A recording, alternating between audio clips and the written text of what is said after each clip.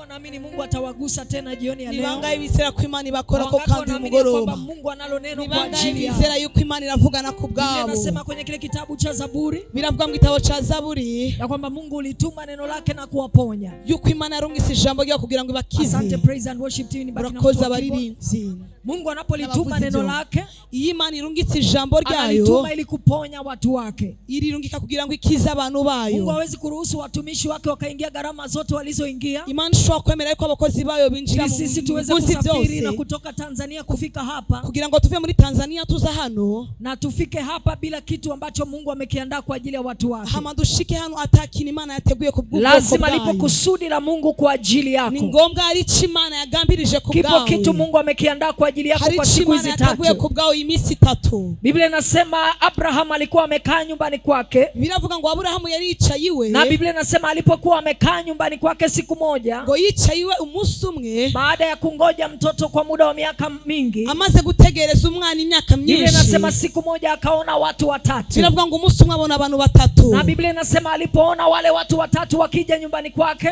amaze kubona abantu 3 baziwe, Biblia inasema Ibrahim akawakimbilia. Biravuga ngo Abraham arabirukaho, akawakaribisha nyumbani kwake, akawaomba wapumzike na kula chakula. Arabakaze mu rugi waba ivyo kurya. Na Biblia inasema wale watu 3 wakakubali kufika nyumbani kwa Abraham. Biravuga ngo abantu 3 bemera kuza kwa Abraham nyumbani kwake, wakahudumiwa, wakapewa na chakula. Maze bicara barabafungurira. Na Biblia inasema wale watu 3, biravuga ngo abantu 3, kumbe hawakuwa binadamu wa kawaida, kumbe ni barabana b'abantu basanzwe. Biblia inasema Bwana akamwambia Ibrahim. Biravuga ngo Imana ibwira Abraham. Kwa maneno mengine ni kwamba Abraham aliona ni watu. Muyandi majambo Abraham yabonye ko ari abantu. Lakini ni Mungu alikuwa amemtembelea kupitia watu. Ariko ni Imana yari mugendere biciye mu bantu. Mungu anataka kutembelea maisha yako. Imana ishatse kugendera ubugingo bwawe. Atatumia binadamu wenye damu na nyama kama wewe. Akoresha umwana w'umuntu w'inyama n'amaraso nawe. Atatumia watu wanaofanana na wewe bila akoresha abantu basa nawe. Na ataweka ujumbe wake ndani yao. Agashira ubutumwa bwiwe muri bo. Ataweka neno lake ndani yao. Agashira ijambo ryiwe muri bo. Ili waweze kusema na wewe na kukutoa. Kugira ngo baganire nawe bagusohore. Mahali ambapo shetani amekusukumia. Aho shetani yakujugunye. Na ninaamini kabisa katika jina la Yesu. Kama ndizera yuko mu izina rya Yesu. Ndani ya siku hizi 3. Muri iyi minsi 3. Bwana amenituma kwa ajili ya maisha yako. Imana yandungitse kubw'ubuzima bwawe. Bwana amenituma kwa ajili ya familia yako. Imana yandungitse kubw'umuryango wawe. Bwana amenituma kwa ajili ya ndoa yako. Imana yandungitse kubw'urugo rw'umuntu hano hano. Bwana amenituma kwa ajili ya biashara yako. Imana yandungitse kubw'ubudandazwa bw'umuntu hano hano. Biblia inasema kwa mkono wa nabii. Iravuga ngo mu kiganza cy'umuhanuzi. Wana wa Israeli utumwani. Imana yakuye Abisiraheli mu buja. Niungane na nabii wa nyumba hii. Naje kugira ngo nambatane n'umuhanuzi w'inzu. Tuweke pamoja upako ambao Mungu ametupa.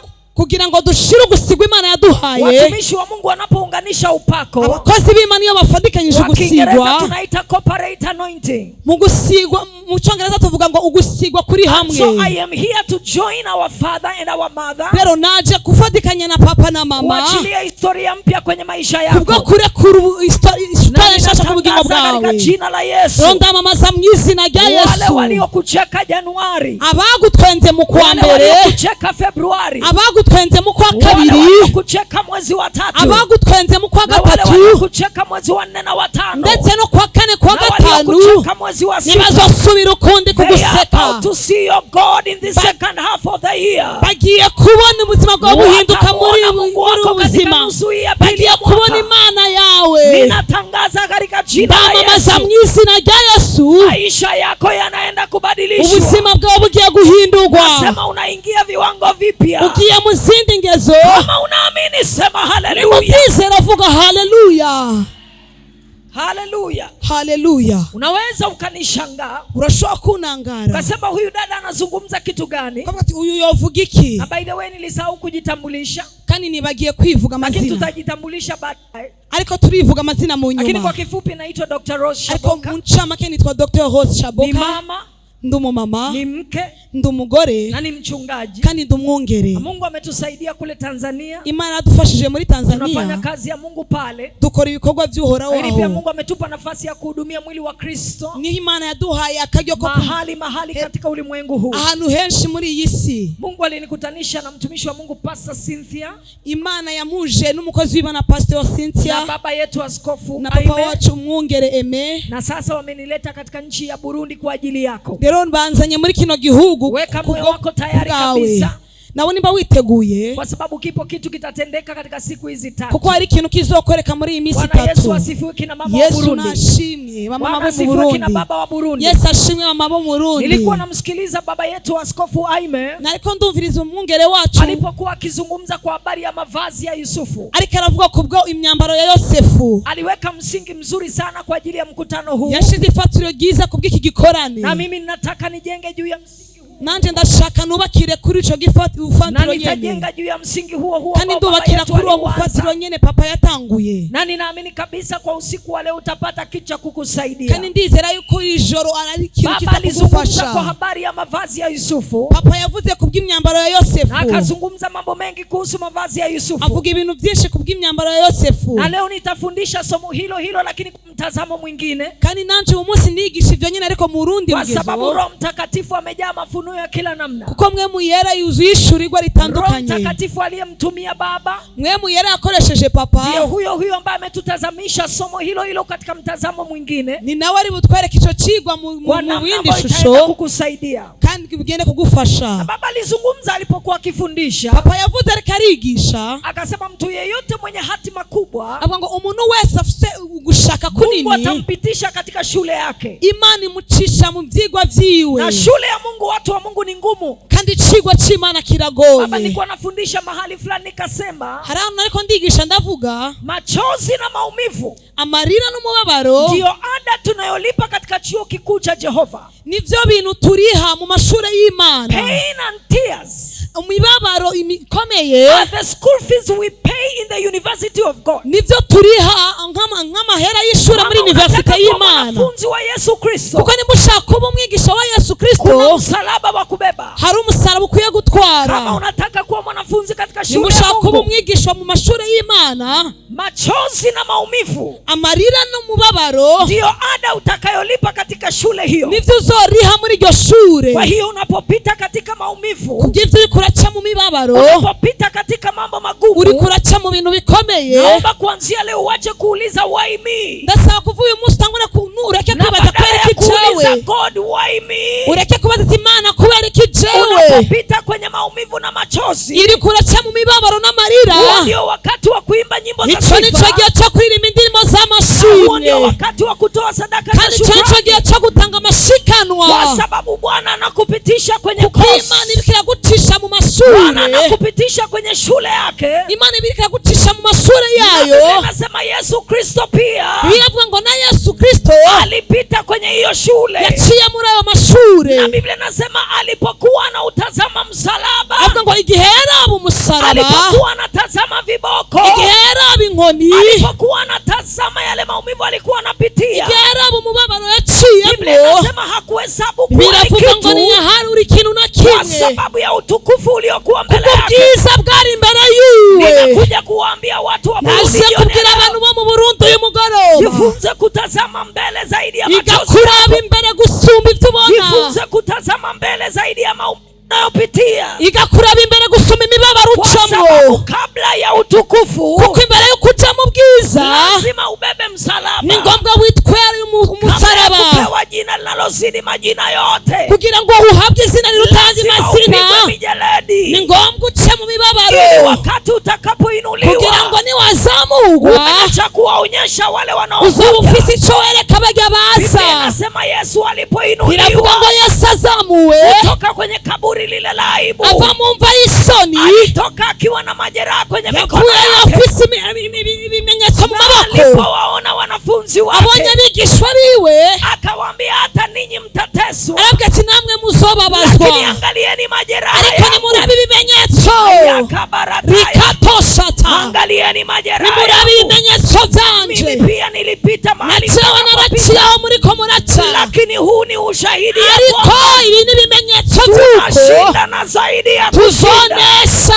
Kwenye msalaba tutapita, ku musaraba tuzocayo, kwenye kaburi tutapita, mu mva tuzocayo, lakini uhakika ni ariko nuko ukuri kwenye bonde la uvuli wa mauti, mu gitutu c'urupfu. Biblia inasema kwenye kitabu cha Zaburi, biravuga mu gitabo ca Zaburi, acha nivue viatu watu wa Burundi, reka nambure ibirato abantu b'u Burundi, Biblia inasema kwenye kitabu cha Zaburi ya Biblia inavuga mu gitabo cha Zaburi 23. Biblia inasema nijapopita kwenye bonde la uvuli wa mwanga w'igitutu cy'urupfu. Biblia haisemi nijapokaa kwenye bonde la uvuli wa mauti. Nicara mu gitutu cy'urupfu. Biblia inasema nijapopita. Biblia ivuga ngo ninaca. Watu wa Burundi ni waambie abantu b'Iburundi kandi ababwire kwenye bonde la uvuli wa mauti mu gitutu cy'urupfu urarengana. Usijenge nyumba kwenye bonde la uvuli wa mauti. Niwubakire inzu. Usijenge maisha yako kwenye bonde la uvuli wa mauti. Niwubakire ubuzima bwawe muri ico gitutu cy'urupfu. Usijenge maisha yako kwenye bonde la uvuli wa mauti. Niwubakire ubuzima bwawe muri ico gitutu cy'urupfu. Kwenye hilo bonde Biblia inasema unapita. Biblia ivuga ngo uzocayo. Biblia inasema unapita. Biblia ivuga ngo urarengana. Biblia inasema unapita. Urarengana. Biblia inasema unapita. Biblia ivuga ngo urarengana. Biblia inasema unapita. Biblia ivuga ngo urarengana. Biblia inasema unapita. Biblia ivuga ngo urarengana. Safari yako ya kupita bonde la uvuli wa mauti. Urugendo rwo guca mu mwanga w'igitutu cy'urupfu. Inaweza kuwa miaka 2. Ishobora kuba imyaka 2. Inaweza kuwa miaka 20. Ishobora kuba imyaka 20. Inaweza kuwa miaka 3. Ishobora kuba imyaka 3. Inaweza kuwa miezi 2. Ishobora kuba amezi 2. Lakini neno la Bwana linasema ariko ijambo ry'Uhoraho riravuga ngo kwenye bonde la uvuli wa mauti mu mwanga w'igitutu cy'urupfu ni mahali ambapo tunapita, niho turengana, sio mahali ambapo tutakaa. Sahani twicara. Nimekuja kutangazia watu naje kwamamariza abaruwa mu Burundi ya kwamba every problem yuko ibibazo byose has an expiry date. irafise umunsi bigarukirako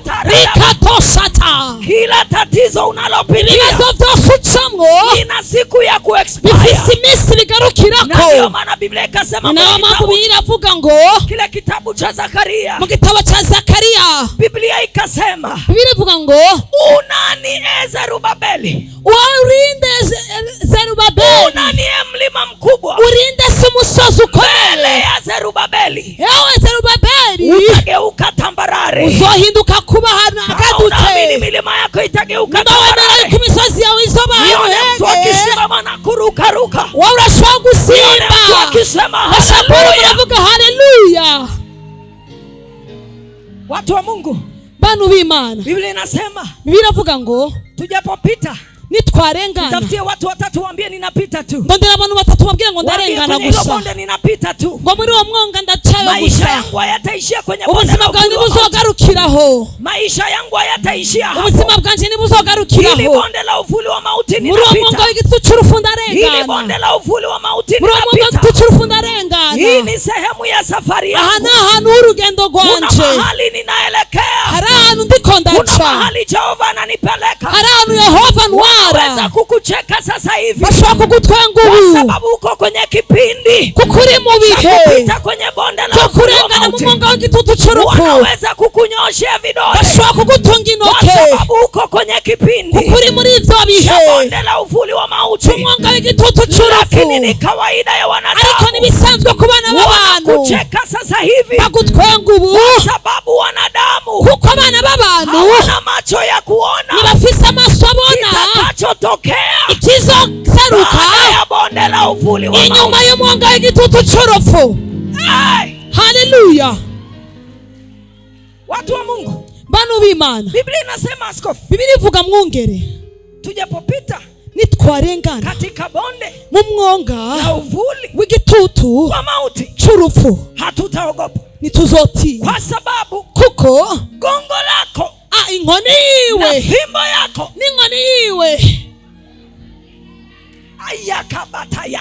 Haleluya, gongo lako kuko inkoni yiwe, inkoni y'Uhoraho vyanifariji, niyo izo ndemesha. Mwongere, mimi nimefika Israel, jewe nashite muri Israeli, nimesafiri sana Israel, naragiye muri Israeli. Israel niliona wale wachungaji, hariya nabonye abungere wanapoenda kuchunga kondoo, bagiye kuragira intama, wanabeba fimbo, batwara inkoni, wanabeba na gongo, bagatwara, wanabeba fimbo, batwara inkoni, wanabeba na gongo, bagatwara inkoni. Fimbo huwa inatumika, iyo nkoni irakora kuongoza kondoo, kubwo kurongora intama. Kwa hiyo mchungaji anatangulia mbele, umwungere aje imbere, alafu anabeba fimbo, hama agatwara inkoni, anaongoza kondoo, akarongora izo ntama, anaonyesha kondoo njia ya kupita, akereka intama inzira zicamwo, anawapeleka kondoo, agatwara intama kwenye njia ya usahihi, kubw'iyo nzira nziza. Tujapopita kwenye bonde, biravuga ngo nitwaca mu mwonga la uvuli wa mauti, igitutu cy'urupfu, hatutaogopa chochote, ntituzotinya ikintu na kimwe, kwa sababu gongo lake, kuko iyo inkoni yiwe wiwe, fimbo yake, inkoni y'Uhoraho viko pamoja na biri sisi. kumwe nanje. Kwa hiyo tunapopita kwenye Kubw'ivyo nitwaca mu rupfu, tunapopita kwenye bonde, nitwaca mu mwonga, hatuko peke yetu. ntituri twenyene. Ndani ya hilo bonde, muri uwo mwonga,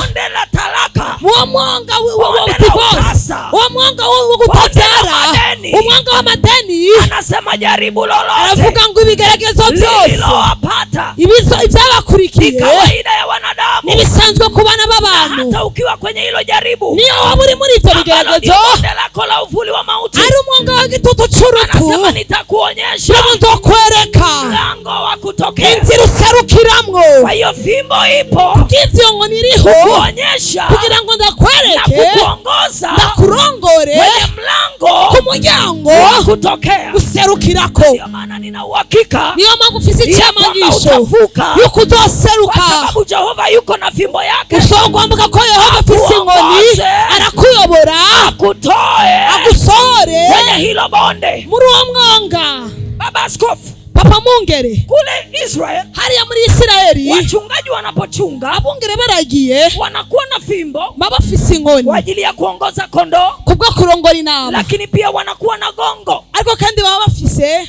Ile fimbo kugira ngo iyo nkoni inakuwa na umbo kama la kikonyo namna hii, ibimeze nk'iyizinze. Wangapi wamewahi kuona wazee wanatembea? Muramaze kubona abatama Zile bagenda, fimbo ambazo wazee wanatembea nazo, izo nkoni abatama bagendana nazo, huku juu kwenye kichwa zinakuwa zimejikunja namna hii. hejuru ziba zimeze nk'izizinze. Wangapi wamewahi kuona wazee Ni bangahe wakitembea? bamaze kubibona? Bwana Yesu asifiwe. Yesu ashimwe. Wangapi wameona wazee Ni wakitembea? bangahe bamaze kubona abatama? Zile fimbo za wazee huku juu kwenye Izo kichwa nkoni z'abatama hejuru zinakuwa zimejikunja ziba namna hii. zizinze, Na Biblia inasema kandi biravuga ngo tunapopita kwenye bonde la uvuli wa mauti, nitwaca mu mwonga w'igitutu Mungu c'urupfu, anakuwa na fimbo. Imana izoba ifise inkoni. Sasa wale wachungaji wa Israeli, Rero bajya bongera muri zile Isiraheli, fimbo wanazokuwa nazo, izo nkoni baba bafise na zenyewe kwenye kichwa zinakuwa namna nazo hii. hejuru ku mutwe ziba zizinze. Kazi ya ile fimbo iliyokaa namna Rero hii igikorwa cy'iyo nkoni ni yizinze kukamata shingo ya kondoo, kugira ngo zikwege uzosiga inama, kurudisha kwenye mstari, ikayisubiza ku murongo, akijaribu kutoka nje ya line. inama ishatse kugenda hakurya. Na ndio maana nina Niyo uhakika mpamvu ufise icyamangisho, wakati mwingine tunapopita kwenye bonde la uvuli wa mauti, ikindi gihe duca mu mwonga w'igitutu c'urupfu, unaweza kujikuta unachanganyikiwa, ushobora kwisanga unaweza wazazaniwe, kujikuta unakata ushobora tamaa, kwisanga wacitse na intege, ukiwa kama kondoo kandi umeze nk'intama, unaweza ukajikuta unataka kutoka, ushobora kwisanga ushaka kuvayo, uanze kwenda kwa waganga wa kienyeji. tangure kuja mu bafumu, Unaweza ukajikuta unataka ushaka kutoka, kusanga wavuyeyo, utafute mume wa mtu, urondera umugabo kwa w'uwundi, sababu maumivu ya bonde la mauti kuko yamekuwa makali imibabaro sana. y'igitutu c'urupfu Lakini irababaza. nataka nikwambie ya Ariko kwamba reka nakubwire, iko fimbo ya Jehova hari inkoni ya Yehova itakayo kukamata shingo, izogufata izosi kukurudisha kanisa. igusubize mu nzira. Iko fimbo ya Jehova Hari inkoni ya Yehova itakayo kukamata shingo izogufatira mu na izosi kukurudisha kanisa. igusubize mu Ndio nshengero. maana sasa unajikuta Niyo mpamvu ukisanga kila ukitaka kukata tamaa, ushatse gucika intege, ukitaka kwenda kwa waganga wa ushatse kienyeji, kuja ku bapfumu, ukitaka kuchukua mume wa mtu, ushatse gutora umugabo w'uwundi, ukilala tu kwenye ndoto uryamye gusuka rota, unaona malaika wanakuja, ukabona marayika baraje, unaanza kuona maono kwenye ndoto, ugatangura kubona inzosi. kale kafimbo ka Niyo Jehova nkoni ya Yehova, yakabata Ikatoshata. kale kafimbo ka niyo nkoni ya Jehova Yehova kana kurudisha, ibiriko irakugarura, usitoke nje ya mstari. usohoka uja Na hakurya y'umurongo. ninatangaza kwa jina la Yesu, Ndamamaza mu izina rya kila Yesu, anayesikiliza mafundisho uriko haya, rumva no nyigisho, haijalishi unapitia kitu ntacyo gani, bitwaye ivyo uriko uracamo, hautaiacha njia ya msalaba, uzoreka inzira y'umusaraba, hautaiacha madhabahu, uzoreka igicaniro, hautaacha neno la Bwana, uzoreka ijambo ry'Imana, hautaacha maombi. uzoreka amasengesho. Na Biblia inasema Biravuga ngo fimbo yako inkoni yawe na gongo lako vyanifariji. nivyo bimpumuriza. Kwa hiyo fimbo kazi yake Kubw'ivyo inkoni ni icikora kukuongoza, ni kukurongora, kuhakikisha kugira ngo unaona yemangishe mlango wa kutokea. yuko ubona umuryango Lakini userukiramo. kazi ya pili ya fimbo Kandi igikorwa ca kabiri ni c'inkoni kuhakikisha ni ukukwemangisha wewe yuko kondoo, wewe nama unabaki PCG. uguma muri PCG. Haijalishi unapitia kitu Naco gani, bitwaye ivyo ucamo, haijalishi nini kinatokea kwenye naco maisha bitwaye yako, ibiseruka mu bugingo haijalishi bwawe, mume ameondoka ama naco amekaa, mugabo yagiye, haijalishi mke amefanya kitu gani, naco umugore yagize nimekuja iki, kukutangazia hautaondoka naje kwenye njia ya kukwambariza maombi, ntuzova muri kwa inzira sababu iko nziza, fimbo ya kuko kukurudisha. hari inkoni kugarura. Na Biblia inasema inasema Mungu hana fimbo tu, lakini ana gongo pia. Niliona wale wachungaji wa kule Israeli, kazi ya lile gongo ni kufukuza mbwa mwitu wanaotaka kuvamia kondoo. Kwa hiyo wanyama wakali wanapotaka kuvamia kondoo, wakati wakiwa wanapita kwenye bonde, mchungaji wetu Yesu Kristo analo gongo linaitwa jina la Yesu. Lipo gongo linaitwa damu ya Yesu. Lipo gongo linaitwa neno la Kristo.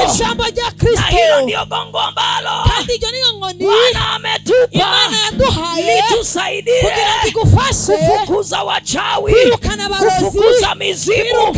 Tunapopita kwenye dunia hii, tunapotembea kwenye maisha haya, wachawi hawatatuweza, mizimu haitatuweza, kwa sababu lipo gongo. Lipo gongo. Sasa baba yetu akatufundisha kwa habari ya mavazi manne ya Yusufu. Acha nianze kujenga tu hapo kidogo. Nimeanza kwa kukupa tu ka introduction na kukusalimia tu, lakini baba akazungumza kwa habari ya mavazi ya Yusufu. Na baba akasema ya kwamba Yusufu kwenye maisha yake alivalishwa mavazi ya aina 4 katika vipindi 4 tofauti vya maisha yake. Na mimi nataka nijenge juu ya msingi huo ya kwamba mavazi manne ya Yusufu yanawakilisha vipindi 4 katika maisha ambavyo kila atakainuliwa na Jehova atavipitia. Watu wa Mungu, nataka niwaambie jioni ya leo ya kwamba Mungu wetu ni Mungu wa mchakato. Our God is a God of the process. He is not just a God of the promise, He is also a God of the process. He is the same God who gave Joseph a promise that he is going to be above all his relatives. But after he has given him the promise, he began to take him through the process so that he can mature him and so that he can prepare him for the promise that he was set before him. The same God who gave you the promise is the same God who is going to take you through the process. Watu wengi, when we receive the promise, we just want the promise to happen overnight. But God does not walk that way. Mungu anapokupa ahadi, Mungu anapokupa promise, atakupitisha kwenye kitu kinaitwa process. Atakupitisha kwenye kitu kinaitwa mchakato, ili kukuandaa uweze kufaa kwa ajili ya ile ahadi aliyokuandalia. Kwa sababu mara nyingi Mungu anapotupa ahadi, tunakuwa bado hatuja qualify kuipokea hiyo ahadi. Kwa hiyo Mungu anachofanya, atakuonyesha nchi ya maziwa na asali, atakuonyesha huduma kubwa utakayokuwa nayo, atakuonyesha biashara kubwa utakayokuwa nayo, lakini atakuambia kwa habari ya maziwa na asali ukiwa bado uko Misri. Alafu akisha kuonyesha, ataanza kutembea na wewe kutoka kwenye Misri yako na hata kupeleka direct Kanaani. Atakupitisha mahali panaitwa jangwani. Kwa nini Mungu anakupitisha jangwani? Mungu anakupitisha jangwani sio tu ili uweze kuisahau Misri, na sio tu ili aweze kukutoa Misri, lakini Mungu anakupitisha kwenye jangwa ili aitoe Misri ndani yako. kwa sababu ni kitu kimoja wewe kutoka Misri, kuko ni kintu kimwe kuva muri Egiputa, na ni kitu kingine Misri kutoka ndani yako, kandi ni kindi Egiputa kuva muri wewe. Kwa sababu ukiingia Kanaani, kuko winji Kanaani ukiwa bado na traditions za Misri, ukaba ufise amahame yo muri Egiputa, ukiwa bado na mazoea ya Misri, kumenyera ko muri Egiputa, ukiwa bado na namna ya kufikiria Kimisri, vyumvira vya muri Egiputa, hautaweza kuipata ile ahadi. Nushobora kuronka ayo masezerano. Kwa hiyo Mungu anapokutoa kwenye Misri yako, Imana igukuye muri Egiputa yawe, atakupitisha kwenye jangwa, igucisha mu bugaragwa. Hakupitishi kwenye jangwa kwa sababu anataka kukutesa, nigucisha mu bugaragwa kugira ngo ikubabaze. Hakupitishi kwenye maumivu kwa sababu anataka kukuumiza, nigucisha mu mibabaro kugira ngo ikubabaze. Anakupitisha kwenye jangwa, akugucisha mu bugaragwa, ili ile Misri iliyoingia ndani yako, ya Egiputa iri muri wewe, ndani ya ile miaka 430 uliyokaa Misri, kama janani wabaye muri Egiputa, iweze kutoka ndani yako, ikuvemo.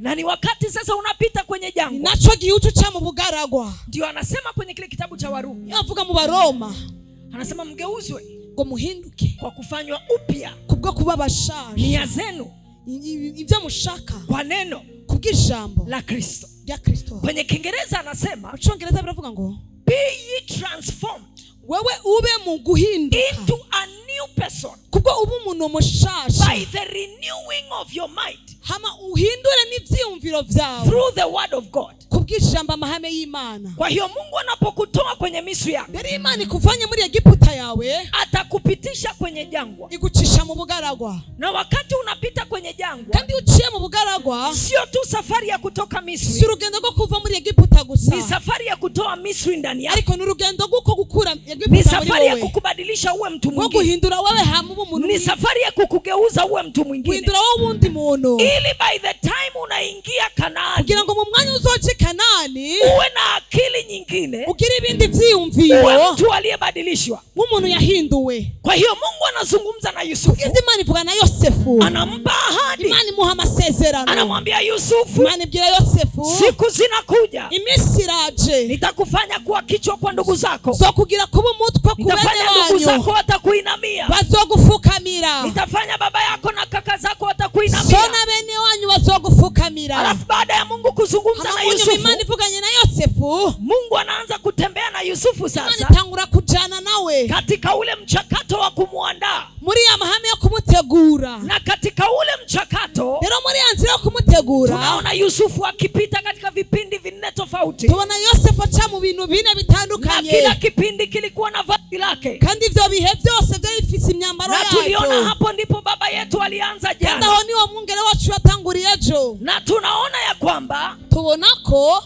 kwenye vipindi hivyo ambavyo Yusufu alipitia, muri izo nzego zine Yosefu yaciyemo, vinawakilisha vipindi 4 zagaragaza inzego zine ambavyo kila atakayeinuliwa na Bwana atavipitia, yuko buri muntu wese azozamurwa n'uhoraho azocamwo. Tunaona vazi la kwanza ambalo Yusufu alivalishwa, mwambaro wa mbere Yosefu yambitswe ni kanzu ama vazi la rangi nyingi, ni kanzu y'amabara menshi, au koti la rangi nyingi, yambigwa umwambaro w'amabara menshi. Hili ni koti ambalo alishonewa na baba yake, wono umwambaro papa wiwe yamushoneye. Hili koti nimeliita kanzu ya upendo, jena yise yuko ari kanzu y'urukundo, ni nguo iliyoonyesha upendo wa baba yake kwake, ni muzu yagaragaza urukundo rwa se kuri Yosefu. Yosefu Ukaona kwenye kile kitabu cha Mwanzo, bashobora kuraba mu gitabo cy'itanguriro sura ya 37 37 na mstari ule wa 3, murongo wa 3, utaona Biblia inasema Israeli, biravuga ngo Israeli akampenda Yusufu kunda Yosefu kuliko watoto wake wote, gusumba abana biwe bose, na akamfanyia kanzu ya rangi nyingi, amubashira imuzu y'amabara menshi. Kumbe kilichosababisha Yusufu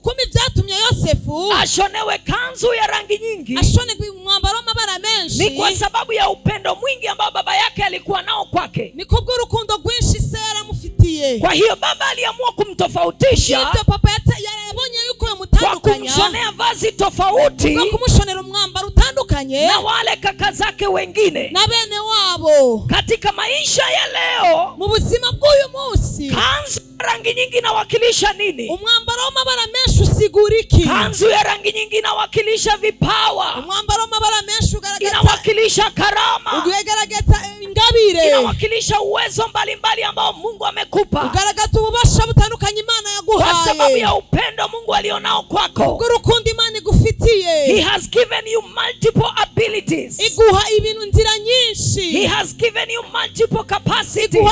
Iguha ububasha bwinshi. Nguse jirani yako, mwambie hautaishia Burundi.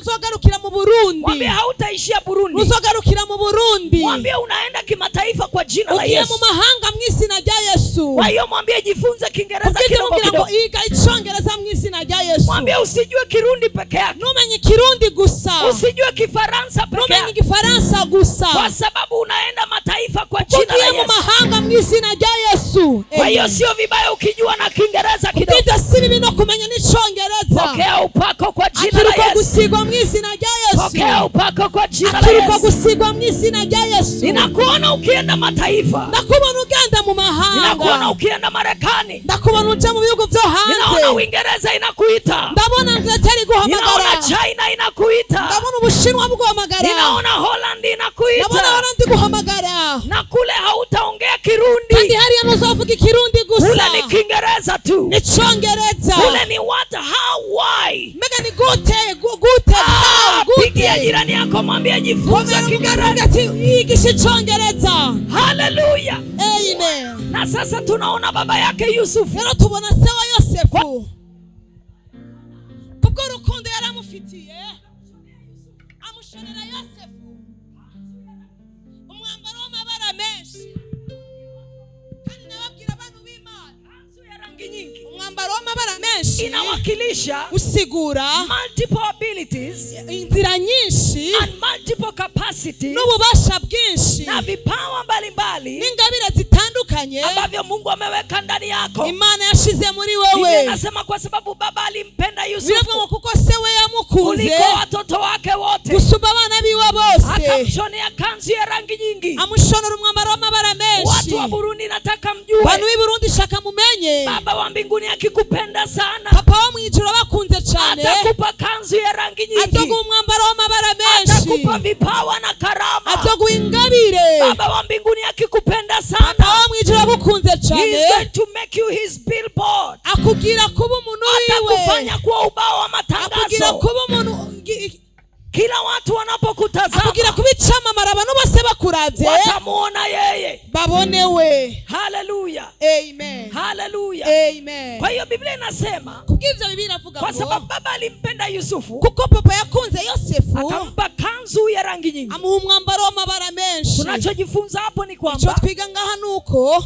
baba akikupenda, papa agukunze, na baba akikuchagua, papa agutoranije, namba wani atakupa kanzu. icambere aguha umwambaro. Na nimekuambia kanzu inawakilisha vipawa na karama. Kandi nakubwiye ati umwambaro ugaragaza Kwa hiyo una ingabire. vipawa na karama ulizonazo. Rero hari ingabire ufise Kwa sababu baba amekupenda. kuko papa yagukunze. Na lakini pia baba akikupenda, Kandi iyo papa agukunze kandi atakutofautisha na wengine, agutandukanya n'abandi. na ndio maana you are very unique. Niyo mpamvu wowe wisa, Hakuna anayefanana na nta wewe, n'umwe asa nawe, hakuna anayeweza kuwa kama nta wewe. n'umwe yonamera nka wewe. Inawezekana wewe umbo lako, Birashoboka wowe yuko amaremere yawe ukikalia kiti namna hii, wicaye ku ntebe nk'uku, kiti na chenyewe kinabonyea, n'intebe nayo nyine icija kwa hasi, sababu mifupa ni mingi kuliko kuko nyama. amagufa ni menshi gusumba inyama. Lakini inawezekana pia Ariko kandi birashoboka supportive documents. yuko urafise ibintu bigushigikiye. Mungu alikuumba wakati hajachoka, Imana yakuremye itararuha, kwa hiyo kuna namna umebarikiwa. kubwiza ari ukuntu wahezagiwe. Sasa wewe ambaye umepigwa pasi, Rero wewe watewe na wewe ipasi, ambaye ni mfupi kama Dr. na Rose, wewe uri mugufi nka na wewe jewe, mwenye macho ya ndulele kama ya na kwangu, ufise amaso manini nk'ayiwanje, wewe mwenye sura inayofanana na ya baba yako, ufise isura isa n'iyaso, usisikie vibaya,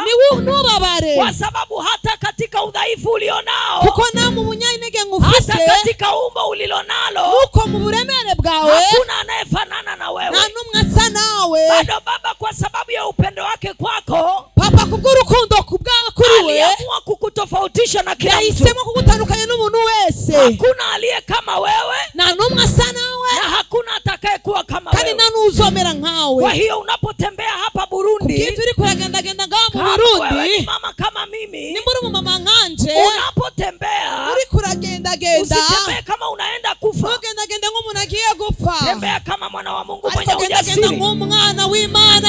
Ukijua ya kwamba hapa Burundi, umenye yuko mu Burundi na duniani kote, no mw'isi yose, hakuna kama wewe, nta n'usa nkawe, hatatokea kama wewe, nta n'uzoza. Kwa hiyo unapotembea, kubw'ivyo uriko uragendagenda, nyosha mabega yako vizuri, gorora ibitugu vyawe neza, kifua chako peleka mbele, igitiriza cyawe gishira mbere, miguu yako nyanyua kidogo, amaguru yawe yaterure gato. Kama wewe ni mama kama mimi, nimbura umumama nkanje, ukiweza kutikisa tikisa kidogo, unyiganyize gatoyi, tikisa wajue ni mama anapita, bamenye ko ari umumama arengaye.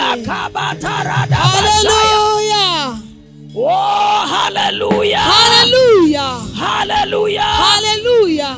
Unapotembea uriko uragendagenda, kama wewe ni baba, nimbura umupapa, tembea wajue baba anapita. Tambuka bamenye ko umupapa wajue mwana wa Mungu anapita. Tambuka bamenye ko umwana w'Imana ararenga. Tembea wajue uzao wa kifalme unapita. Tambuka bamenye ngo uruvyaro rw'ubwami rurarenga. Kwa sababu baba amekupenda, kuko papa yaragukunze, amekutofautisha, kama aragutandukanya. Sema haleluya. Vuga haleluya. Sema haleluya. Vuga haleluya. Na Biblia inasema kwa sababu ya lile vazi, biravuga ngo kubwo mwambaro, ndugu zake Yusufu wakamchukia. Bene wao baramwanse. Nataka nizungumza na yule ambaye ni Yusufu anayesikiliza. Kuvuga na Yosefu ariko aranyumva. Watu hawakuchukii bure. Abantu ntibakwanyiye ubusa. Hawakuonei wivu bure. Ntibakugirira ishari kubw'ubusa. Wanakuonea wivu na kukuchukia. Bakugirira ishari bakakwanga. Kwa sababu kuna kitu baba amekupa. Kwa kitu Imana yaguhaye. Wanakuonea wivu na kukuchukia. Bakugirira ishari bakakwanga. Kwa sababu kuna kitu unacho. Kuko ari ikintu ufise. Na wao hawana. Kandi nao badafise.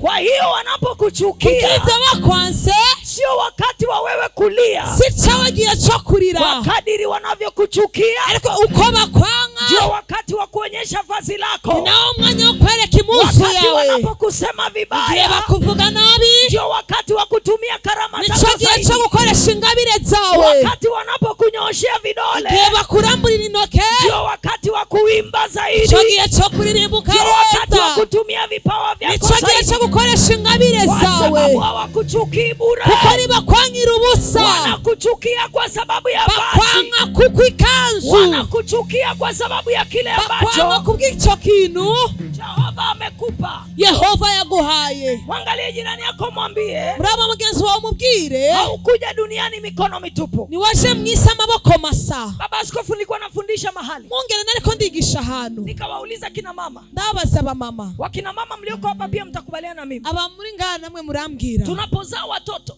iyo tuvyaye abana, watoto wanapokuja duniani, abana baje mwisi, wao wanakuja wakiwa wamekunja mikono namna hii. Bazabuga amaboko nk'uko. Sijawahi kuona mtoto anazaliwa, sinigera mbona umwana avuka mikono yake ikiwa hivi. Afise uko amaboko ayuguruye. Aba mama mumbwire. Mimi nimezaa watatu. Je navyaye batatu. Wakati nazaa watoto wangu, mvyaye abana banje, sikuwahi kuona hata mmoja na numwe anakuja mikono ikiwa wazi. Yaje yuguruye amaboko. Wote nilipowazaa, bose ndabavyaye, walikuja wakiwa wamekunja mikono namna hii. Baje bugaye amaboko nk'uko. Maana yake ni nini? Bisiguriki. Wanajaribu kutuma ujumbe, bagerageza kutanga message ya kwamba tumezaliwa uchi. Ubutumwa bwa twavutse turamenya, lakini hatujazaliwa tupu. Ariko ni twavutse atasho dufise. We came into this world naked. Twaje muri iyi si but we did not come ubusa empty. Ariko ni twaje atasho dufise. Tulikuja tukiwa uchi. Twaje turi ubusa, lakini hatukuja tukiwa mikono mitupu. Ariko ni twaje atasho dufise. Kuna kitu tumebeba. Hari ikintu dutwaye kwa ajili ya kizazi chetu. Kubw'uruvyaro rwacu. Kuna kitu tumebeba. Hari ikintu dutwaye kwa ajili ya nchi ya Burundi. Kubw'igihugu cy'u Burundi. Kila aliyeko hapa. Kandi buri muntu wese ari hano. Wakati ulipozaliwa, igihe wavuka, ulikuja na mikono yako ikiwa na waje amaboko yawe yugaye. Kuna kitu ulikuwa umebeba. Hari ikintu wari ufumbashe kwa ajili ya nchi ya Burundi. Kubw'igihugu cy'u Burundi. Kuna kitu ulikuwa umebeba. Hari ikintu wari ufumbashe kwa ajili ya kizazi chako. Kubw'uruvyaro rwawe. Na ndio maana hata kama haukupata nafasi ya kusoma, na utaronse akaryo ko kwiga, hata kama naho haujazaliwa familia kitajiri, utavukiye mu muryango w'abatunzi, bado baba yako wa mbinguni, kuko papa wo mwijuru, kwa sababu anakupenda, kuko agukunda, alikuleta na kitu, yakuzanye ufise ikintu, alikuleta na vipawa, yakuzanye ufise ingabire, alikuleta na karama, yakuzanye ufise ingabire. Tumia vipawa vyako, koresha ingabire zawe muntu w'Imana, koresha ingabire zawe muntu w'Imana. Hilo ndio vazi lako la rangi nyingi, hiyo ndio mwambaro w'amabara menshi. Icyo ufise nico kigutandukanya. Haleluya. Haleluya. Na Biblia inasema nanje ndavuga ngo ndugu zake Yusufu, bene ba Yusufu wakamchukia, baramwanga kwa sababu ya vazi kubwo mwambaro ambalo baba alimpa Uhoraho yamuhaye, kwa sababu ya kumpenda, kubwo kumukunda. Na nimekwambia kandi nakubwiye, unapoona chuki na wivu, iyo ubonye ishari n'urwango, usichukie, nubabare, usisikie vibaya, numererwe nabi. Lakini hiyo inatakiwa kuwa ishara kwako, ariko ivyo vyari bikwiye kuba ikimenyetso kuri wowe, baba amekupenda, kukwereka yuko papa agukunda, baba amekuchagua, kandi yagutoranije, na amekuvika vazi, kandi yakwambitse umwambaro, amekupa kichwa tofauti, kandi yaguhaye ikintu gitandukanye ambacho watu wengine hawana, abantu benshi badafise. Bwana Yesu asifiwe. Kristo nashimwe. Na usiruhusu wivu wa ndugu zako, kandi niwemere kwishari rya bene wawe ukuzuie kuvaa vazi lako, bituma utambara umwambaro wawe. Usiruhusu wivu wa ndugu zako niwemere kwishari rya bene wawe ukufanya uvue vazi lako la bituma thamani, wambura imuzu yawe. Usiruhusu wivu wa ndugu zako nutume ko ishari rya bene wanyu ukufanya usitumie vipawa na karama bituma udakoresha ingabire ambazo Mungu amekupa. Imana yashize muri wewe. Vazi lako, umwambaro wawe, vivae kwa ujasiri, wambare mu bushizi bw'amanga. Vipawa vyako, ingabire zawe, vitumie kwa ujasiri, koresha mu bushizi bw'amanga, kwa sababu hiyo ndio ishara namba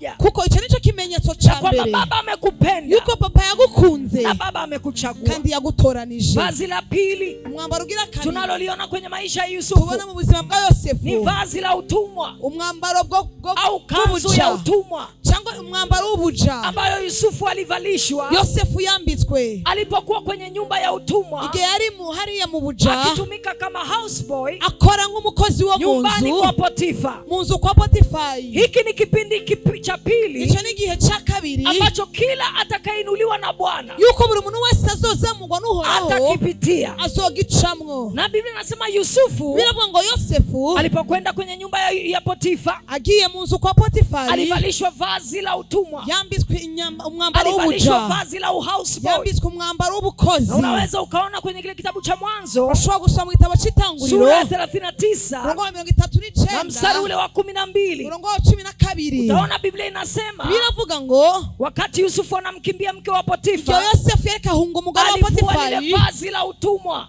yari yambuye uwo mwambaro w'ubuja, akamwachia lile vazi, arawumusigira, na akakimbia, maze ariruka, akaliacha lile vazi, asiga uwo mwambaro. Vazi la utumwa, umwambaro w'ubuja, ni kipindi ambacho ni gihe kila ambaye atainuliwa na Bwana, yuko buri umuntu wese azozamurwa n'Uhoraho azocamwo. Hichi ni kipindi ambacho iki ni gihe cy'uko kinawakilisha, kigaragaza kipindi cha kufundishwa unyenyekevu, igihe cyo kwigishwa guca bugufi. Yusufu anapishwa kwenye nyumba ya Potifa, Yosefu aca mu nzu kwa Potifari, Mungu amemwambia atakuwa waziri mkuu. Imana imubwira ngo azoba umucamanza akomeye. Nilianza kukwambia Mungu ni Mungu wa mchakato. Imana natagiye kubwira ngo ni Imana y'ibihe, na Mungu ni Mungu wa ahadi, kandi ni Imana y'amasezerano, lakini pia ni Mungu wa process. kandi ni Imana atakupa ahadi, iguha amasezerano, atakupa promise, iguha amasezerano, lakini atakupitisha kwenye process, ariko igucisha mu bihe, ili kukuandaa, kugira ngo igutegure uweze kufaa, ubashe kwambara kwa ajili ya ile ahadi iliyoko mbele yako, kubw'iryo sezerano iri imbere yawe. Sasa mahali pamoja au mahali ambapo Mungu atakupitisha, rero ahantu Imana izogucisha ni kwenye shule ya kukufundisha unyenyekevu, ni mu ishuri ryo kukwigisha guca bugufi. Hiki ni kipindi ambacho Yusufu anapita, iki ni igihe cyo Yosefu yacamo, kinawakilishwa na vazi la utumwa, cyagaragazwa n'umwambaro w'ubuja. Huyu mtu ambaye kesho atakuwa waziri mkuu, uyu muntu ejo azoba umucamanza akomeye, leo anajikuta ni houseboy, akisanga ari umukozi, anaosha vyombo nyumbani kwa watu, akozi vyombo mu nzu y'abandi, anafua mashuka ya mke wa Potifa, akamesa mashuka y'umugore wa Potifa. Nina uhakika siku mke wa Potifa anamkamata, demangisha yuko musi umugore wa Potifa yamufata, akitaka kulala naye, ashaka yuko basambana. Nina uhakika Yusufu alikuwa amekwenda bedroom, ndizira yuko Yosefu yari yagiye mu anakolala cyumba, Potifa na mke wake kutandika Potifa aryama n'umugore wiwe na kufanya usafi, akora isuku. Na ndio maana yule mama alimkamatia kule chumbani, mama yamufatiye hiyo, kwa sababu hakuna mtu alikuwa anawaona, kuko nta muntu yababona. Sasa watu wa Mungu, rero bantu b'Imana, if God is going to lift you, Imana ishaka kukuvaho, atakupitisha, Imana igucisha kwenye nyumba ya Potifa, igucisha mu nzu kwa Potifa. Imana ishaka kurobora, atakuvalisha, ikwambika vazi la utumwa, umwambaro w'ubuja, atakupitisha, agucisha kwenye darasa la kukufundisha, ishuri ryo kukwigisha unyenyekevu. guca bugufi. Ni kweli Mungu amesema na wewe, nivyo Imana yavuganye nawe, ni kweli Mungu amekuahidi makubwa mbele, nivyo Imana yagusezeranya ibikomeye, lakini kabla hujawa kile kitu ambacho Bwana amesema, ariko imbere yo kuba kile Imana yavuze, lazima utavaa vazi la utumwa. Ni ngombwa wambara umwambaro w'ubuja. Lazima atakupitisha kwenye shule ya unyenyekevu. Ni ngombwa igucishe mu mashuri yo guca bugufi. Lazima atashughulika na tabia yako kwanza. Ni ngombwa ibanze yiteho ingeso yawe, kabla hajakupa nafasi imbere yo kwiguha akaryo ya kuwa kile kitu ambacho anataka uwe, ko kuba kijya kintu yuko Imana ishaka kuba. Kwa hiyo unapopita kwenye kipindi chako cha kukaa utumwani, uri kuraca mu bihe vyawe vyo kuba mu buja, unapopita kwenye kipindi chako cha kutumikia wengine, uri kuraca mu bihe vyawe vyo gukorera abandi, unapopita kwenye kipindi chako cha kuvalishwa vazi la utumwa, uri kuraca mu bihe vyawe vyo kwambika umwambaro w'ubuja, usikate tamaa, nucike intege, kwa sababu unafundishwa unyenyekevu. kuko uri kurigishwa guca bugufi, unafundishwa kunyenyekea, wigishwa guca bugufi, unafundishwa kushuka, wigishwa guca bugufi. Vazi la unyenyekevu, umwambaro wo guca bugufi, ni vazi ambalo kila mtu, n'umwambaro w'umuntu wese ambaye Bwana atamuinua, Imana izozamura, atamvalisha. akwiye kwambara. Vazi la utumwa, umwambaro w'ubuja, ni vazi ambalo n'umwambaro kila mtu ambaye atainuliwa na Bwana, umuntu wese azozamurwa n'Uhoraho, lazima apite kwenye hiyo season. Ni ngombwa ace muri ico gihe, lazima avalishwe vazi la utumwa. Ni ngombwa yambike umwambaro w'ubuja, kwa sababu kabla Mungu hajakuvalisha taji, ko imbere yuko Imana ikwambika igitsibo, atashughulika na tabia yako kwanza. Imanzi ikitaho ingeso yawe, atang'oa kiburi chote, Imanzi igakuraho ubwibone bwose, atang'oa majivuno yote, igakuraho ubwishime bwose, atang'oa kujiinua kote, igakuraho kwishira hejuru kose. Na anang'oaje kiburi? Hamikuraho guta ubwibone, anakuweka chini ya Potifa, igushira munsi ya Potifa, anakuvua vazi la rangi nyingi, ikakwambura umwambaro w'amabara menshi, anakuvalisha vazi la utumwa, ikakwambika umwambaro w'ubuja. So it is just a seasonal experience, rero ni igihe cy'ibihe where God is building your character, yuko Imana ibiri kirategura imifato yawe. Wale ambao rero bajya abantu Bwana amekusemesha utakuwa na kampuni yako, bavuze ati bazogira amabiro yabo, amekusemesha utakuwa na huduma yako, bize ngo bazogira ivyo bakora, lakini sasa hivi umejikuta uko chini ya watu, ariko muri umwanya ukisanga uri munsi y'abantu, umejikuta unatumikia watu, wisanga ukorera abandi. Ni kama lile vazi la rangi nyingi yalionekana, ngawa mwambaro w'amabara menshi, ni kama vipawa na karama ulizonazo zionekane, ni gazanga bile zitaboneka ufise, ni kama zile capacities na abilities zionekane, ni ngabwa bushobozi ufise butaboneka. Nataka nikwambie it is just seasonal. Ndashaka kubwira ndo nibihe Bwana anatengeneza tabia yako, Imana iriko irategura ingeso yawe, Bwana anachonga karakta yako, Imana iriko irategura ingeso yawe, Bwana anang'oa kiburi na majivuno, Imana iriko irakura ubwibone n'ubwishime, kwa sababu kabla ya kuvalishwa taji, imbere yuko wambikwa igitsibo, kabla ya kuvalishwa mavazi ya kifalme, imbere yuko wambika umwambaro w'ubwami, lazima uvae vazi la utumwa kwanza. Ni ngombwa ubanze wambare ubuja, kabla watu hawaja kutumikia, imbere yuko abantu baza kugukorera, lazima wewe utumikie kwanza. Ni ngombwa ubanze ubakorere, ili watu watakapokuja kukutumikia, kugira ngo nibaza kugukorera, ujue jinsi ya kuwatreat vizuri, umenye ingene uzobafata, usiwaonee, nubabonere, kwa sababu kuko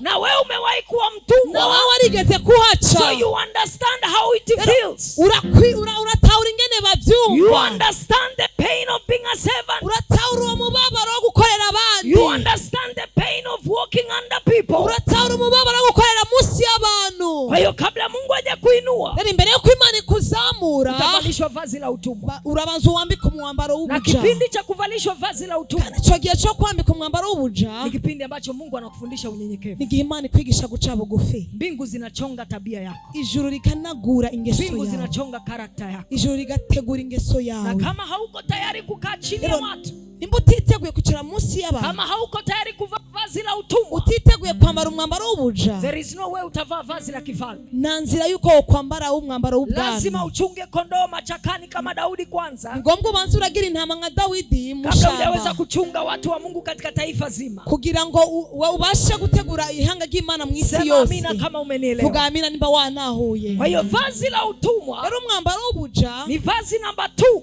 n'umwambaro wa kabiri ambalo tunaliona kwenye maisha ya Yusufu, tubona mu buzima bwa Yosefu, na tunaona ni vazi ambalo kandi tukabona ko ari umwambaro ilikuwa linawakilisha season ama kipindi ambacho cyagaragaza igihe Mungu anatupitisha, Imana yaducisha ili kutufundisha unyenyekevu. Imana iducishamwe kugira ngo twigishe guca bugufi. Watu wa Mungu mnaonisikiliza, bano b'Imana munyumva, utakapokuwa unapita kwenye hilo darasa, ni wache muri iryo shure, hakikisha unafaulu huo mtihani. Wemangishe yuko watoye ico kibazo. Hakikisha unashinda huo mtihani. Wemangishe yuko wagitoye ico kibazo. Kwa sababu kipindi cha kuvaa vazi la utumwa, kwigiye cyo kwambika umwambaro w'ubuja, ni shule ya kipindi fulani. Ni shure gibihe runaka. Mungu anakutengenezea unyenyekevu. Imana ibirikira gutegurira guca bugufi. Na usipoweza kuvuka hapo, kandi nutasimba, hauwezi kwenda kwenye eneo lingine. Nuzoja mu zindi nzego. Hauwezi kwenda kwenye hatua nyingine. Nuzoja mu zindi nzego. Na ndio maana Biblia ikasema mahali pengine, niyo mpamvu birivuga ngo usipokuwa mwaminifu kwa mali ya mtu mwingine, nutaba umwizigirwa mu butunzi bw'undi, ni nani atakayekuamini kukupa mali yako mwenyewe? Ninazo kwizera ngo aguhe ivyiwe. Na mahali pengine Biblia ikasema, handi hano biravuga ngo usipokuwa mwaminifu kwa madogo, nutaba umwizigirwa mu bike, hauwezi ukaaminiwa kwa makubwa. Shwa kwizigirwa mu bintu byinshi. Bwana Yesu asifiwe. Yesu nashimwe. Geukia jirani yako, mwambie vazi la utumwa. Hindukira mwezo mwambie ngo umwambaro w'ubuja, kila mtu atalivaa. Muntu wese azowambara. Ni kipindi cha kufundishwa unyenyekevu. Ni gihe cyo kwigishwa guca bugufi. Ni kipindi cha kufundishwa kutokuwa na kiburi, kutokuwa na majivuno. Ni gihe cyo kwigishwa kutagira ubwibono n'ubwirate. Kabla hujafika mahali pako pa ukuu, mbere yuko ushika ahantu hawe ho ijuru, lazima utavaa vazi. Ni ngombwa wambara umwambaro w'ubuja. Vazi la tatu, umwambaro ugira gatatu, ambalo tunaona Yusufu alivaa, tubona Yosefu yambaye, ni vazi la mfungwa. Umwambaro wo mu ibohero. Vazi la mfungwa. Umwambaro wo mu ibohero. Tunaona Yusufu anaingizwa gerezani. Turabona Yosefu aja mu ibohero, na anavalishwa vazi la kifungwa.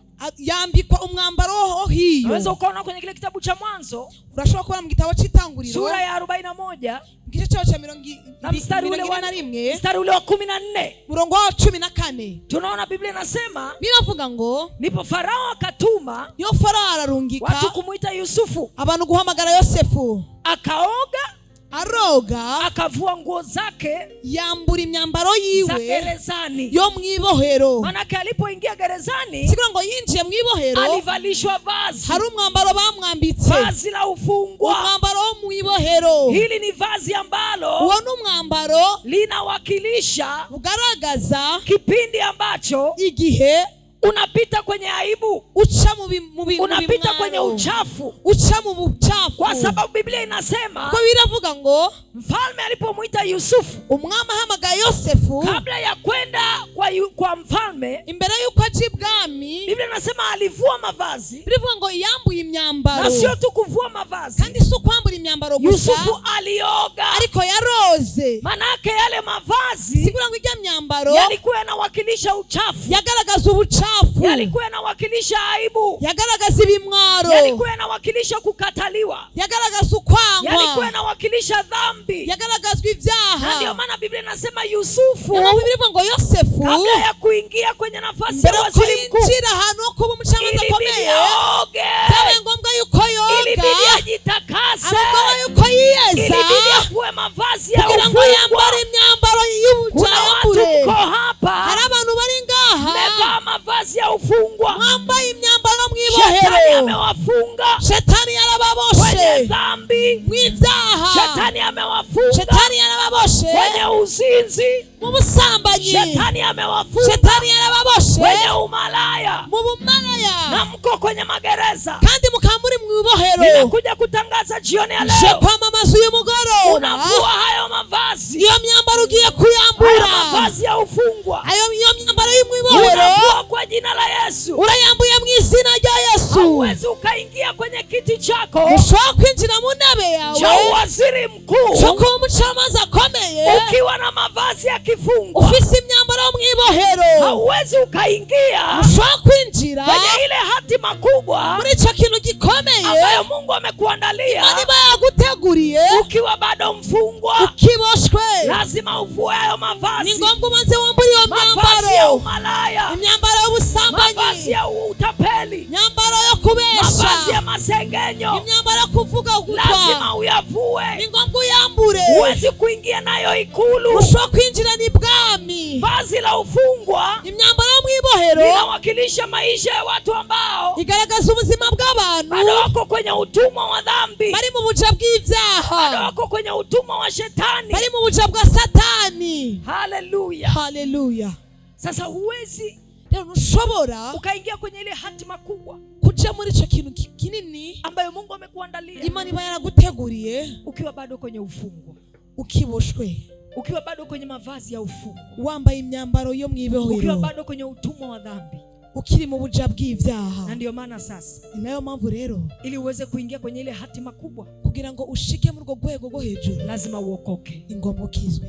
Lazima uokoke. Ni ngombwa ukizwe. Lazima uvue vazi la magereza. Ni ngombwa wambura umwambaro mwibohero. Lazima uvue vazi la ufungwa. Ni ngombwa wambura umwambaro mwibohero. Lazima uoge. Ni ngombwa uoge. Lazima ujitakase. Ni ngombwa wiyeze. Biblia inasema Yusufu, bivuga ngo Yosefu alioga, yaroze, alijitakasa, yariyejeje. Wewe ukaingia kwenye ile hatima kubwa, ushobora kwinjira muri rwo rwego rwo hejuru, ile ahadi ambayo Mungu amekupa, ushobora gushikira isezerano Imana yaguhaye bila kuingia kwenye utakaso, utariyeza, bila kusafishwa na damu ya Yesu, utarezezwa n'amaraso ya Yesu. Na kabla Mungu haja kuingiza kwenye kiti chako cha ufalme, mbere yuko Imana ikwicarika ku ntebe yawe y'ubwami, kuingiza kwenye ile hatima kubwa aliyokuandalia, mbere yuko Imana igushira muri yasezerano ikomeye Imana yaguteguriye, umevua kitu kwanza. Yemangisha wambuye ikintu. Lazima uvue maumivu. Ni ngombwa wambura imibabaro. Lazima uvue kutokusamehe. Wambura kutababarira. Lazima uvue, lazima uoge. Ambura woge. Lazima ujitakase. Ni ngombwa wiyeze, ili uwe tayari sasa, kugira ngo witegure rero kuvalishwa lile vazi, kwambika umwambaro na ufalme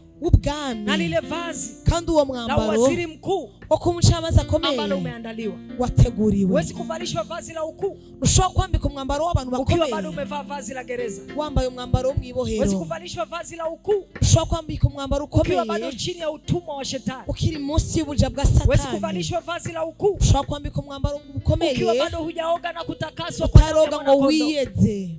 Haleluya, amen, haleluya, amina. Na vazi la 4, mwambaro ugira 4 ambalo tunaona Yusufu alivalishwa, tubona Yosefu yambitswe, ni kanzu ya utukufu, ni umwambaro w'icubahiro, ile vazi la kifalme, uwo mwambaro w'ibwami ambalo alivalishwa yambitswe ili aweze kuwa waziri mkuu, kugira ngo abe umucamanza akomeye. Ili ni vazi la baraka, ni umwambaro w'umugisha. Hichi ni kipindi cha 4 ambacho kila muamini lazima atapita. Iki ni gihe cy'uko buri wizeye yose azocamo. Hautakaa kwenye utumwa milele, uzokwicara mu bujima yose. Hautakaa chini ya Farao milele, uzokwicara munsi ya Farao ibihe byose. Hautakaa gerezani milele, uzoguma mu bibohero ibihe byose. Wakati wako wa kuingia ikulu unakuja, igihe cyawe cyo kuja ibwami kirageze. Wakati wako wa kuvaa vazi jipya unakuja, igihe cyawe cyo kwa mushasha kirageze. Inawezekana walikuvalisha vazi la rangi nyingi, shaka ko bakwambika umwambaro w'amabara menshi. Inawezekana walikunyang'anya vazi la rangi nyingi, bakwambuye umwambaro w'amabara menshi, na pengine ulilia kwa sababu wamekunyang'anya. Kumbure warize kwera bawukwatse, ukafikiri maisha yako yameishia hapo, wibaza ko ubugingo bwawe bwagarukiye aho. Hapo katikati shetani akakuvalisha vazi la utumwa. Rero aho shetani akwambika umwambaro w'ubuja, lakini hakuchoka, ariko niyarushe akakuvalisha vazi la ufungwa, akwambika n'umwambaro wo mu bibohero. Lakini nimekuja kutangaza, ariko naje kwamamaza, ya kwamba it is not over, yuko bidarangiye aho, until God says it is over. Imana ntiravuga yuko byarangiriye aho. Shetani anaweza kufanya chochote, shetani anashobora gukora ikintu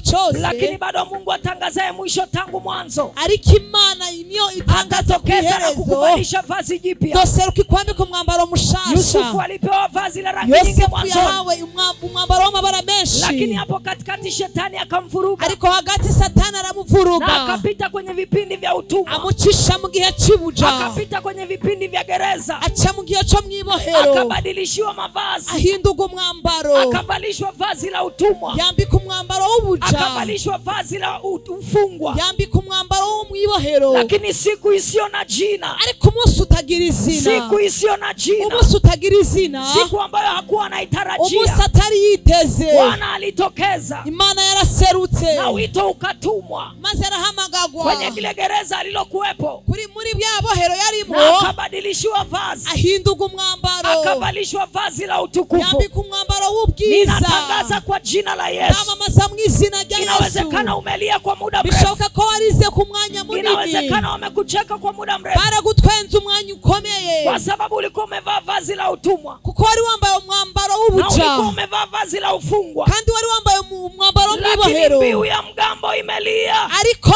ijuru liravuze. Nimekuja kuleta tangazo kutoka kwa mfalme, yaje kwamamaza, ni wakati wako wa kuvalishwa vazi jipya, yuko igihe cyo kwambika umwambaro mushasha, kubadilishwa mavazi, igihe cyo guhindurwa, ni wakati wako wa kuingia majira mapya, igihe cyo kwinjira ibihe bishasha, ni wakati wako wa kuingia mahali pako, cyo kwinjira ahantu hawe, ni wakati wako wa kutoka, ni igihe cyo gusohoka. Hebu simama pale ulipo, ndagusabye waguruka huri, na utembee tembee, useme hamugendagende, ninatoka kwenye ufungwa, uvuge ngo ndavuye mu bibohero, umwambaro, ndavuye mu buja, uyu munsi ndahinduriwe umwambaro, uyu munsi ndahinduriwe umwambaro, uyu munsi ndahinduriwe umwambaro, n'umwanya wawe wo kuvayo, n'igihe cyawe cyo gusohoka, n'igihe cyawe cyo guhindurirwa. Reketa kapa reba shata rikatosha yaba. Senga uvuga ngo ndasohote, ndasohote mu ibohero, mu ibohero, ndasohote, ndasohote. Genda uvuga. Reketa yaba zikatoshata, rekatoshata yaba, rikatosha yama, reba shata yaba, rikota yaba ziyakota, ramamamo shata, rikatosha kayaba, rikatosha yama, rikatozi yaba shaya, reketa kapa, reba bababo shaya, riderebo shata, rikatosi yaba shaya. Turasohote, turasohote mu buca, ibohero. Bandanya gusenga, bandanya gusenga. Vuga ngo ndasohotse mu izina rya Yesu, ndasohotse mu buca mu izina rya Yesu, ndasohotse mu buca mu izina rya Yesu. Sinzoguma mu buca ibihe byose, sinzoguma mu buca ibihe byose. Ndasohotse mu izina rya Yesu. Ibihe byanje birahindutse, amateka yanje arahindutse. Rakota yaba, riba shata yaba, reketa yaba shaya, riba shata yaba, reketa kapa, reba shata yaba, riba babo shata yaba, reba babo shata yaba, rikota kapata, riba shata yaba babosha, reba shata yaba, rikota yaba shaya, rende debo shata yaba, reba shata yaba, ikatori yaba shaya ma. Hallelujah. The name of Jesus. Zamura amaboko yawe hejuru. Urakoze mwami Yesu. Kwenye kipindi kipi? Sinzi uri mu cyahe gihe. Mavazi ya Yusufu, mu mwambaro wa Yosefu, yanawakilisha vipindi vinne, bigaragaza ibihe bine, yanawakilisha phase nne, igerageza ibihe bine ambayo kila atakayeinuliwa na Bwana atapita. Yuko buruzozamugwa n'umwami azocamo. Inawezekana uko kwenye kipindi shoka kuri mu bihe cha kuvalishwa vazi la utumwa, cyo kwambika umwambaro w'ubuja, kile ambacho Mungu anakufundisha unyenyekevu, cyo Imana ikwigisha guca bugufi. Inawezekana uko kwenye kipindi cha kuri mu bihe cha kuvaa vazi la gereza, cyo kwambara umwambaro mw'ibohero, kipindi cha aibu na uchafu, igihe cyo guca ibimwaro. Inawezekana uko kwenye kipindi cyo kuri mu bihe cha kuvalishwa vazi la rangi nyingi, cyo kwambika umwambaro w'amabara menshi. Uko kwenye kipindi cha Bwana kukutembeza katika ahadi alizokuandalia. Uri mu bihe yuko Imana ikugitwara mu bintu yagusezeranye, unachukiwa na kila mtu, ukaba wangwa n'abantu bose, unakasirikiwa na kila mtu, ugashavurirwa n'abantu bose, unaonewa wivu na kila mtu, ukagirirwa ishari n'abantu bose. Nimekuja kukuambia usiku wa leo, uyu munsi naje kukubwira, usiogope mwana wa Mungu, nutinye mwana w'Imana. Kisoma kitabu cha Biblia, soma muri Biblia, utaona neno usiogope, uzobona ijambo nutinye imetajwa mara 365, byanditswe amajana 365, na mwaka kwa kawaida kandi una siku 365. umwaka ufise iminsi amajana 365. Usiogope cyangwa nimba iryo jambo nutinye imetajwa mara 365, yaravuzwe iryo ncuro zose, na mwaka una siku 365, n'umwaka ukaba ufise iminsi amajana 365. Kila siku ya mwaka, cyangwa buri munsi w'umwaka, Mungu anakuambia usiogope. Imana ikubwira ngo nutinye. Mungu anakuambia usiogope. Imana ikubwira ngo nutinye. Haijalishi uko kwenye kipindi gani, nacho bitwaye igihurimwo, haijalishi sasa hivi umevalishwa vazi gani, nacho bitwaye ko wahinduye umwambaro, lakini nimekuja kukuambia usiogope. Ariko naje kukubwira ntutinye. Liko vazi la utukufu kwa ajili yako, hari umwambaro w'ubwiza ku bwawe, liko vazi la heshima kwa ajili yako, hari umwambaro w'icyubahiro ku bwawe, liko kipindi cha kuheshimishwa kinakuja, gihe cyo kukushigwa hejuru kiraje, kipindi cha kukaa kwenye ahadi zako kinakuja, gihe cyo kuguma amasezerano yawe kiraje. Inua mikono yako kwa Bwana, zamura amaboko yawe ku mwami. Thank you Jesus. Rakoze mwami. Ramokosha reba baboshata yaba, reketata yaba, remoshia reba bashata yaba, rega baba bosata, reka barata baba, nakosa yaba, remoshia rina mama boshata. Hallelujah. Rekatoshka panjaba. Inua tu mikono yako juu kwa Bwana. Zamura gusa amaboko yawe uko nyene. Inua tu mikono yako juu kwa Bwana. Bandanya uzamura ayo maboko yawe uko nyene. Baba wa mbinguni, hakuna kama wewe. Baba wa mbinguni, hakuna. Inua mikono yako juu kwa Bwana. Baba wa mbinguni, hakuna kama wewe. Oh Baba wa mbinguni, hakuna. Kanisa zima tukiwa tumeinua mikono, shengero zao kubivuga utatura mbinguni, hakuna kama wewe. Baba wa mbinguni, hakuna kama wewe. Baba wa mbinguni, hakuna kama wewe. Baba wa mbinguni, hakuna kama wewe. Baba wa mbinguni, mikono yako ikiwa juu, hakuna kama wewe. Baba wa mbinguni, oh, nani aliye kama wewe? Baba wa mbinguni, hakuna kama wewe. Baba wa mbinguni, haleluya. Inua mikono yako juu. Naona nguvu za Mungu ziko mahali hapa. Ndabona imbaraga z'Imana hano hapa. Imbaraga z'Imana ziri hano. Mungu ziko hapa. Imbaraga z'Imana ziri hano. Nguvu za Mungu ziko hapa. Imbaraga z'Imana ziri hano. Iachie tu kwenye uwepo wa Bwana. Uyirekure mu bwiza bwe. Iachie kwenye uwepo wa Bwana. Irekure mu bwiza bwe. Iachie kwenye uwepo wa Bwana. Irekure mu bwiza bwe. Iachie kwenye uwepo wa Bwana. Na watu Mungu anawagusa. Haraba ni mani likora kugusa. Haraba ni mani likora kugusa. Reketa panziko mahali. Imbaraga z'Imana ziri hano. Imbaraga z'Imana ziri hano. Reketa papa.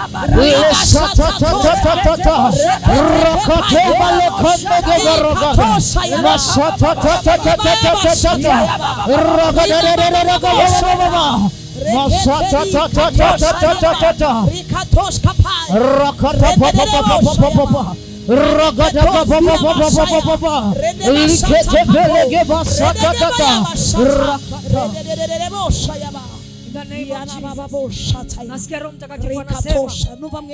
Roho Mtakatifu anasema. Kuna watu mmekaa kwenye kipindi cha utumwa kwa muda mrefu. Bicaye mu bihe by'ubuja, mmevaa vazi la utumwa kwa muda mrefu. Wambaye umwambaro w'ubuja kuyekinene. Na wengine mmevaa vazi la ufungwa kwa muda mrefu. Wambaye umwambaro w'ububohero.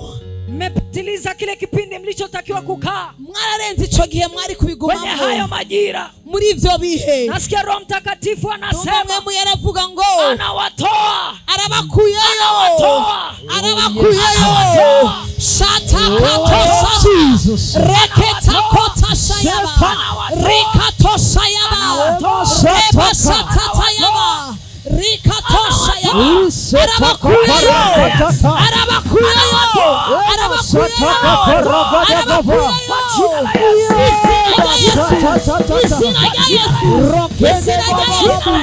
Isina ya Yesu.